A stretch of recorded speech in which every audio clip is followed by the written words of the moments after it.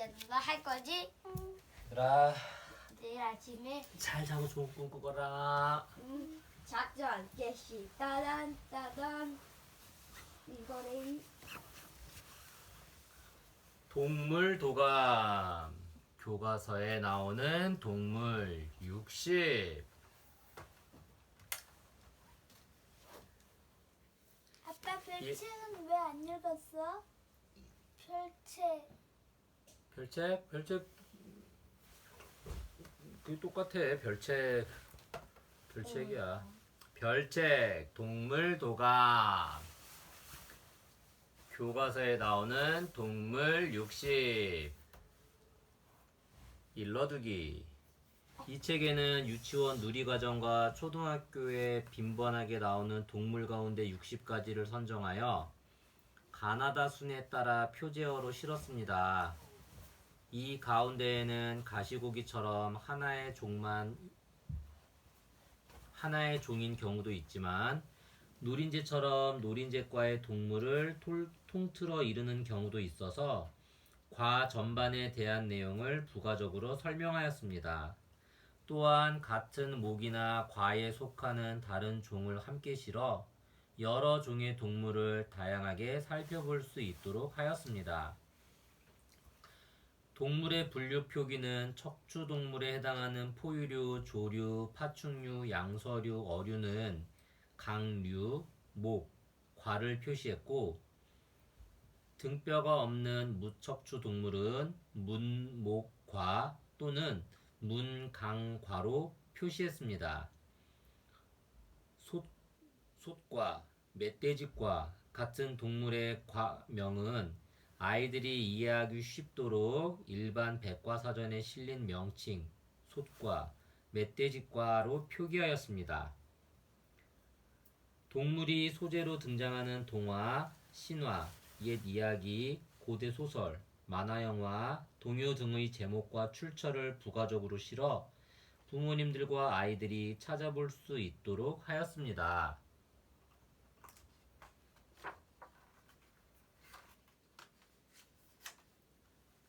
동물의 분류.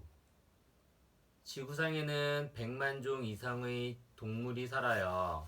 각각의 동물들은 생김새와 행동 방식이 모두 달라 보이지만 자세히 살펴보면 공통점을 발견할 수 있어요. 그리고 공통된 특징을 기준으로 동물들을 나눌 수 있는데 가장 큰 특징 중 하나는 등뼈가 있느냐 없느냐예요. 그래서 동물은 크게 등뼈가 있는 척추동물과 등뼈가 없는 무척추 동물로 나누어요. 등뼈가 있는 척추동물, 어류. 물속에 살며 아가미로 호흡해요. 몸이 비늘로 덮여있고 지느러미가 있어요. 고등어, 송어, 갈치, 양서류. 폐와 피부로 호흡해요. 대부분 겨울잠을 자고 물속에 알을 낳아요. 개구리, 두꺼비. 파충류. 폐로 호흡해요. 비늘로 덮인 피부가 건조하고 땅에 알을 낳아요. 뱀, 카멜레온. 포유류. 폐로 호흡해요. 몸이 털로 쌓여있고 새끼를 낳아 젖을 먹여 키워요. 사자, 토끼, 호랑이. 조류. 날개가 있고 폐로 호흡해요. 폐에 공기주머니가 있어 대부분 몸이 가벼워요. 독수리, 참새, 갈매기. 등뼈가 없는 무척추동물, 원생동물. 단세포 생물로 현미경으로 보아야 볼 수 있어요. 아메바, 집신벌레. 자포동물.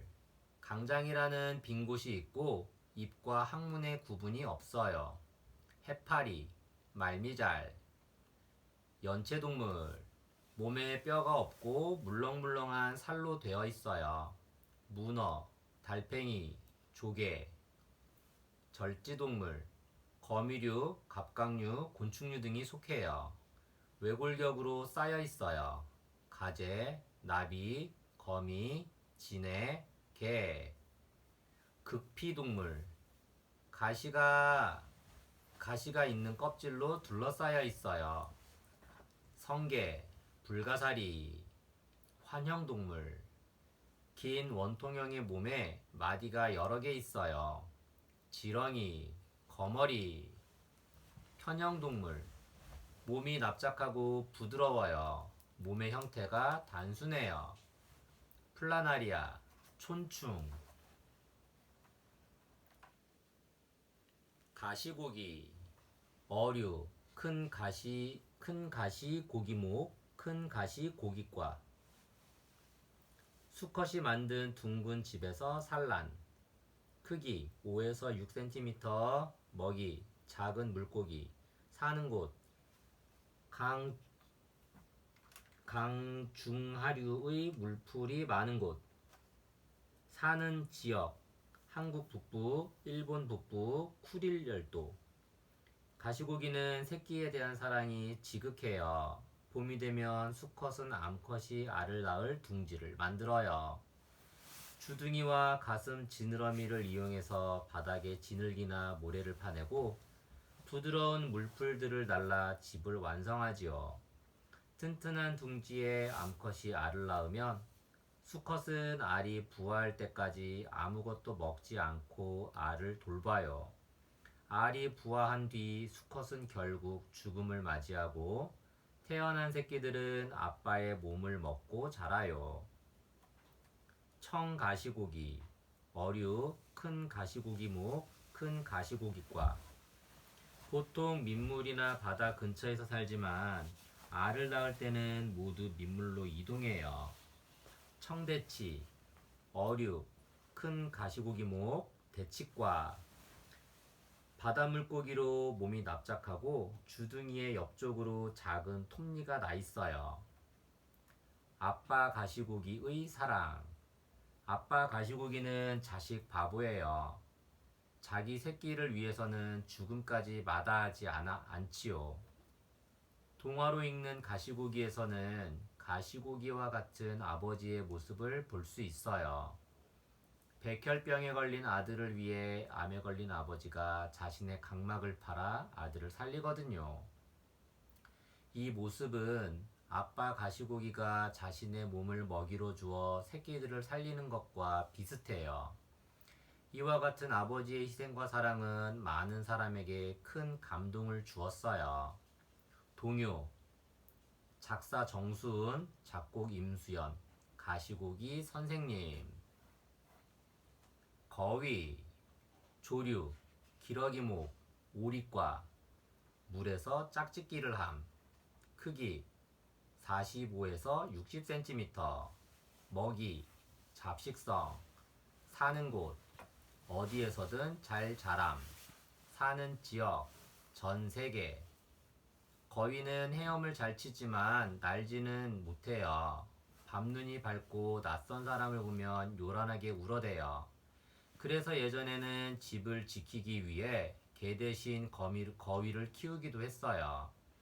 어떤 먹이나 잘 먹고 추위도 잘 견뎌요. 거위는 이른 봄부터 알을 낳기 시작하는데 한 달 정도 품으면 새끼가 알을 깨고 나와요. 알에서 깬 새끼 거위는 한두 시간 정도가 지나 털이 마르면 스스로 걸어 다닐 수 있어요. 게리, 기러기목, 조류, 기러기목, 오리과. 식물의 잎이나 조개류를 먹지만 먹이를 찾기 위해 땅을 파기도 해요. 천연기념물 제325-1호예요. 쇠기러기, 조류, 기러기목, 오리과.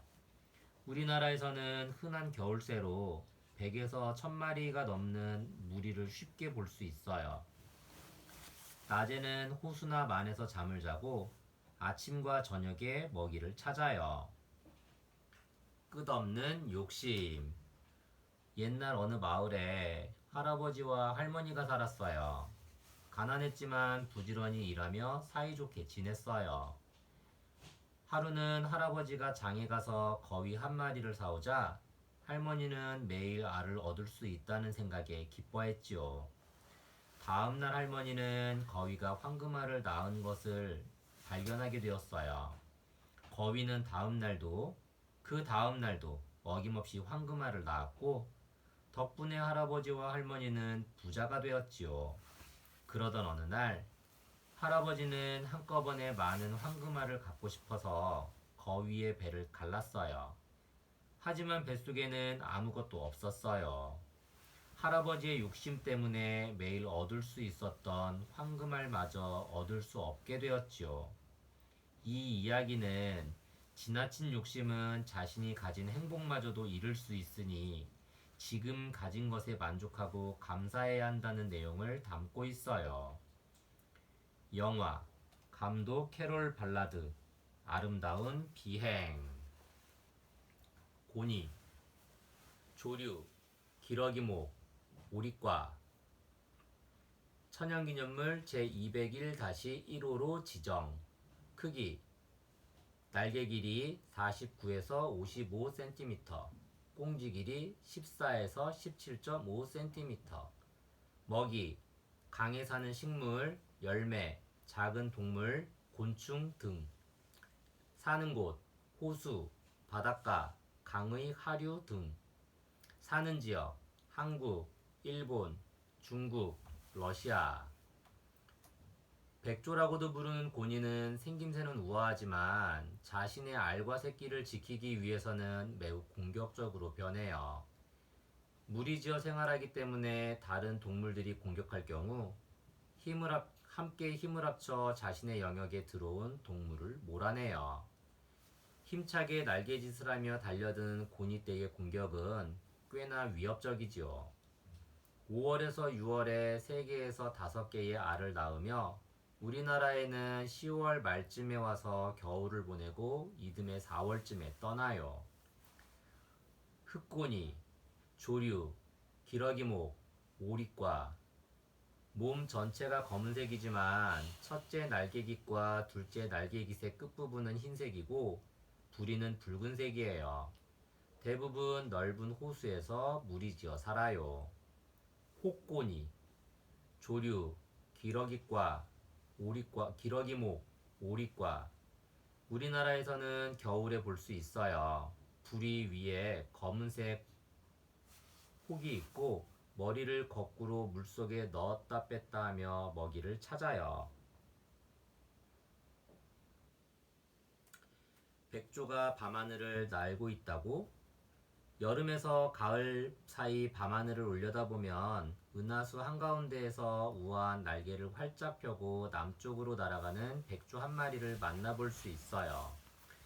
바로 200여 개의 반짝이는 별로 이루어진 백조자리이지요. 백조자리는 도마뱀자리와 거문고자리 사이에 있고 십자 모양이에요. 먼 옛날 이집트에서는 이 별자리를 암탉으로 보았고 아라비아에서는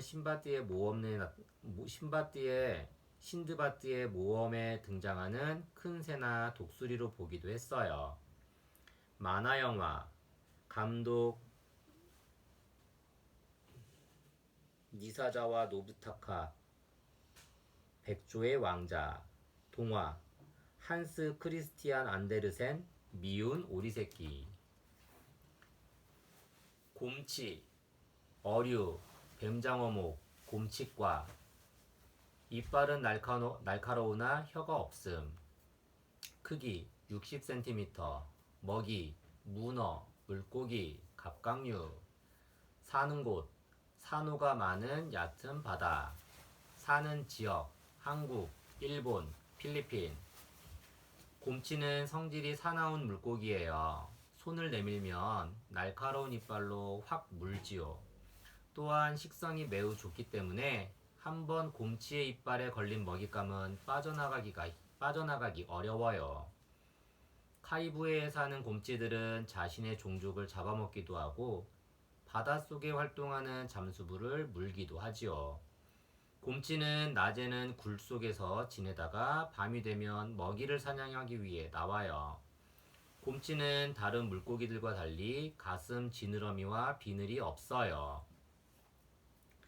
색댕기 곰치, 어류, 뱀장어목, 곰칫과, 리본 장어라고도 해요. 자라면서 3번 성별과 색깔이 바뀌어요. 새끼 때는 검은색, 수컷이 되면 파란색, 암컷이 되면 노란색으로 바뀌어요. 뱀장어, 어류, 뱀장어목, 뱀장어과. 민물에서 지내다가 알을 낳기 위해 깊은 바다로 가는데 바다로 갈 때에는 색이 변해요. 곰치와 청소놀래기는 단짝. 청소놀래기는 물고기들의 이빨을 청소해주는 바닷속 청소부예요. 힘들게 먹이를 찾지 않고 다른 물고기들의 이빨에 낀 음식물 찌꺼기를 먹으며 살아가지요. 특히 청소놀래기는 곰치와 짝을 이뤄 서로에게 도움을 줘요. 청소놀래기는 곰치의 이빨에 붙은 찌꺼기를 먹고 곰치는 깨끗하게 양치질을 하는 셈이지요. 청소놀래기와 같은 역할을 하는 것에는 청소새우가 있으며 곰치도 이 사실을 아는지 이들을 절대 잡아먹지 않아요. 공작, 조류, 닭목, 꿩과, 멀리 날지 못함. 크기, 날개 길이 약 55cm, 꽁지 길이 약 60cm, 자바공작. 먹이, 나무열매, 벌레, 개구리, 도마뱀 등. 사는 곳, 밀림의 물가. 사는 지역, 인도, 스리랑카, 인도차이나 반도, 미얀마, 말레이 반도. 공작은 자바 공작과 인도 공작 두 종류가 있어요. 생김새가 아름답고 키우는 법이 닭과 비슷하여 비교적 기르기가 쉬워요. 우리나라에서도 신라시대에 공작을 길렀고 고려시대에는 외국에서 수입하기도 했어요. 인도에서는 청공작이라고도 하는 인도 공작을 나라를 대표하는 새로 지정하여 보호해왔지요.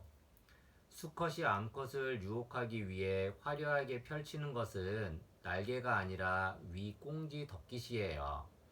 암컷은 6개에서 10개의 알을 낳아요. 칠면조, 조류, 닭목, 칠면조과. 머리에서 목으로 늘어진 피부의 색깔이 붉은색이나 파란색 등 다양한 색으로 변해서 칠면조라고 불러요. 자바공작, 조류, 닭목, 꿩과. 몸의 빛깔이 초록색을 띠어 초록공작이라고도 해요. 암컷의 꼬리가 수컷보다 길며 암컷 중에는 며느리 발톱이 발달한 것도 있어요. 인도공작, 조류, 닭목, 꿩과. 수컷의 목은 새파랗고 등은 청동색이에요. 암컷은 온몸이 갈색을 띠어요. 신이 된 공작. 공작 명왕은 불교에서 모든 재난을 물리친다는 비로자나불에 딸린 신이에요. 독사를 잡아먹는 공작에게 신의 자격을 내린 것이지요. 공작 명왕은 얼굴이 3개, 팔이 8개이며 모든 재앙을 물리치고 건강하게 해주는 능력이 있다고 해요. 이와 관련해 불교에서는 다음과 같은 이야기가 전해오지요. 먼 옛날 한 사람이 산에서 독사에게 발을 물려 고통받고 있었어요. 이 모습을 본 부처가 불쌍히 여겨 불모공작 명왕 대다라니를 외치자 독이 사라지고 모든 병이 나았다고 해요. 동화, 학과, 공작. 괭이갈매기, 조류, 도요목, 갈매기과. 울음소리가 고양이와 비슷함. 크기, 몸 길이 약 46cm, 날개 길이 34에서 39cm. 먹이, 물고기, 갑각류, 곤충 등. 사는 곳, 바다, 해안, 강. 사는 지역, 일본, 한국, 일본, 중국 북동부, 쿠릴 열도. 괭이갈매기는 우리나라 바닷가 어디에서나 쉽게 볼 수 있어요. 주로 배가 드나드는 항구나 해안의 쓰레기, 모래 벌판에 있는 갯지렁이 등을 먹고 살아가요. 암수 모두 머리, 가슴, 배의 깃털은 흰색이고 날개와 등은 회색빛이에요. 이른 봄에 번식지에 모이고 8월 말이 되면 새끼와 함께 번식지를 떠나 바다에서 생활하기 시작해요. 검은 머리 갈매기. 조류, 도요목, 갈매기과. 머리는 검고 등은 짙은 회색빛이에요. 공중을 낮게 천천히 날면서 먹이를 잡아먹어요. 웃는 갈매기. 조류, 도요목, 갈매기과. 울음소리가 사람의 웃음소리를 닮아서 웃는 갈매기라고 불러요. 부리는 붉은 빛을 띠고 머리는 검어요. 겨울이 되면 머리에 검은색이 옅어져요. 갈매기떼 있는 곳에 고기떼 있다. 다른 동물들과 마찬가지로 갈매기들도 먹이가 있는 곳에 모여들어요. 먹이를 차지하기 위해 서로 싸우기도 하고 먹이가 있는 곳을 울음소리로 알려주기도 하지요. 갈매기떼 있는 곳에 고기떼 있다라는 속담은 어떤 일이 벌어지는 데는 그럴 만한 이유가 있다는 뜻이에요. 고기가 있기 때문에 갈매기떼가 모인다는 것이지요.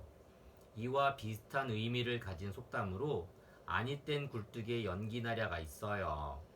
동화 황선미 일곱 빛깔 독도 이야기. 동요 작사 장수철 작곡 이계석. 갈매기. 까마귀 조류 참새목 까마귀과. 무리에 우두머리가 없음. 크기 몸 길이 50cm, 날개 길이 32에서 38cm. 먹이 새의 알과 새끼, 들쥐, 곤충, 농작물 등. 사는 곳 산지숲, 농경지, 농촌 인가 부근, 강, 부지, 공원. 사는 지역 한국을 포함한 동아시아, 이란 북동부. 까마귀는 부리부터 다리까지 온몸이 까매요. 까마귀의 부리는 너무 길거나 짧지 않고 단단해요. 식물의 씨앗이나 열매, 곤충 그리고 작은 동물들을 주로 먹는데 죽은 동물이나 썩은 먹이도 잘 먹어요. 가끔은 새의 알이나 새끼까지 먹기도 해요. 호두나 조개같이 껍데기가 있는 먹이는 바위 위에 떨어뜨려 껍데기를 깨뜨려 먹을 정도로 영리해요. 레이븐, 조류, 참새목, 까마귀과. 몸 길이가 64cm나 되고 머리가 매우 좋은 새예요. 북극권에서 겨울을 나며 썩은 고기를 잘 먹어요. 갈까마귀, 조류, 참새목, 까마귀과. 까마귀 가운데 몸집이 가장 작아요. 겨울이 되면 우리나라에 찾아오는 새예요. 까마귀가 가리키는 것은 무엇일까? 까마귀 눈비 맞아 희는 듯 겁노베라, 겁노매라. 야광 명월이 밤인들 어두우랴. 임향한 일편단심이야 변할 줄이 이시랴. 박팽년 까마귀 눈비 맞아.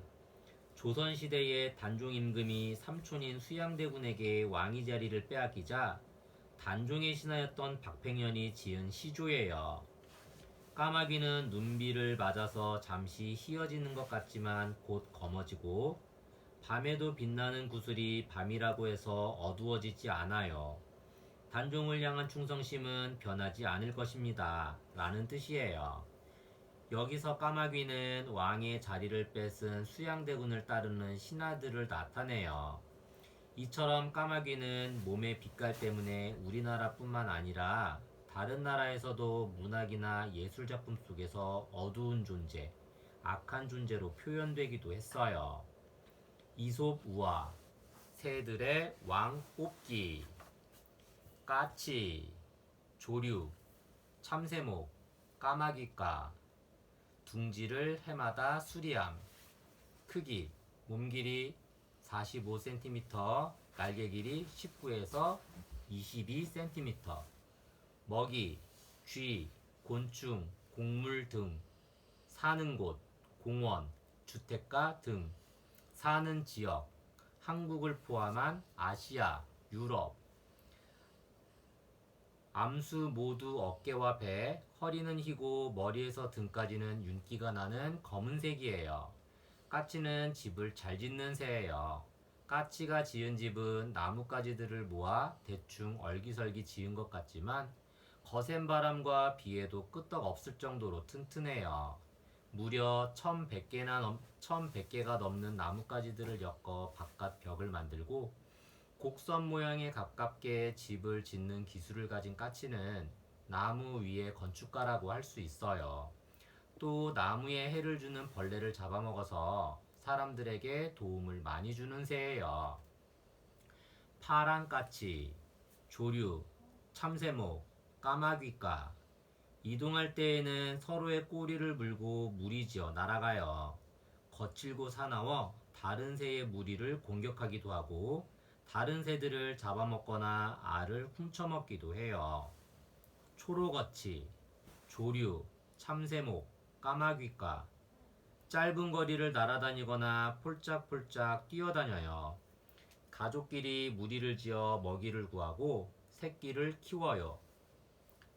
까치까치 설날은 왜 12월 31일일까?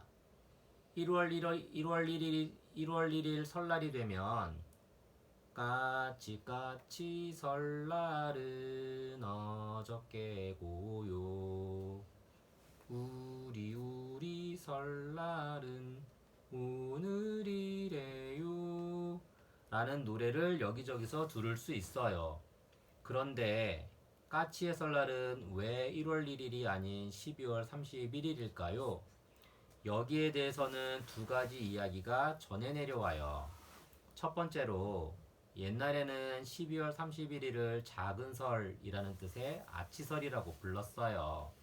작은을 뜻하는 우리말 아치가 시간이 흐르면서 까치가 되어 까치설로 부르게 된 것이라고 해요. 두 번째로 신라 시대의 소지왕의 부인이 왕을 해치려고 할 때 까치의 도움을 받아 왕이 생명을 구했기에 설 전날을 까치날로 정하고 까치의 날로 정하고 까치설이라고 부르기 시작했다고 해요. 까치는 그만큼 사람과 오랫동안 친밀한 관계를 맺으며 지내온 새예요. 전래동화 은혜 갚은 까치.